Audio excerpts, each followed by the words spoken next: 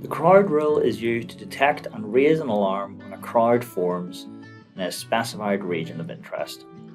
To configure this rule, log into the Illustra Web Gui using the default username admin. Select Setup on the web user interface and select Event and Actions.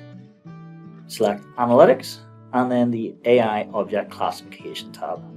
Select the Enable AI Object Classification checkbox to enable AI Object Classification on the camera. And you do have the option to select the Highlight Detections checkbox, which will create a visual representation within the camera view. And then create a rule name for your rule definition in the field provided. Select the Default Action from the Action drop-down menu. This default action is activated when the parameters of the analytic rule are met. Select the Rule Type from the Rule Type drop-down menu. Then select the Object Type from the Object Class drop-down. Using the drawing tools to the right-hand side, select your region of interest from within the camera view.